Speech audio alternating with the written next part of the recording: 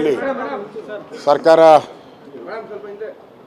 ರಾಮನಗರದ ಮುಸ್ಲಿಂ ಒಬ್ಬ ಲಾಯರು ನಮ್ಮ ಜ್ಞಾನವ್ಯಾಪಿ ದೇವಸ್ಥಾನದ ಬಗ್ಗೆ ಅವಹೇಳನಕಾರಿ ಶಬ್ದ ಹಾಕಿದರು.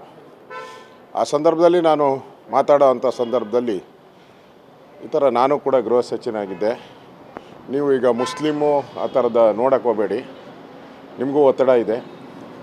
ನಾನು ಹಿಂದೆ ನಮ್ಮ ಕೇಂದ್ರದ ನಾಯಕರು ಹೇಳಿದಂಥ ಸಂದರ್ಭದಲ್ಲಿ ನಾನು ಕೂಡ ಬಜರಂಗ ದಳದ ಕಾರ್ಯಕರ್ತರ ಮೇಲೆ ಕೇಸನ್ನು ಹಾಕಿದ್ದೀನಿ ಅಂತ ಹೇಳಿದ್ದೆ.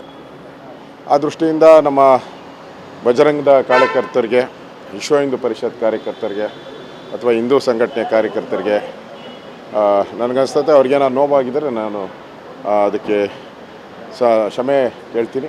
ನಾನು ಕೂಡ 10 ವರ್ಷ ಬಜರಂಗದ ಕಾರ್ಯಕರ್ತನಾಗಿ ಕೆಲಸ ಮಾಡಿದ್ದೀನಿ. ಅದರಿಂದ ನನಗೇನು ಅದರ ಬಗ್ಗೆ ಏನು ವಿಷಾದನೂ ಇಲ್ಲ, ನೋವು ಇಲ್ಲ. ಅವರು ನಮ್ಮ ಕಾರ್ಯಕರ್ತರೆ, ನಾನು ಅಲ್ಲಿ ಕೆಲಸ ಮಾಡಿದ್ದೀನಿ. ಅದರಿಂದ ಇದನ್ನು ಇಲ್ಲಿಗೆ ಮುಕ್ತಾಯ ಮಾಡೋಣ. Okay sir, thank you.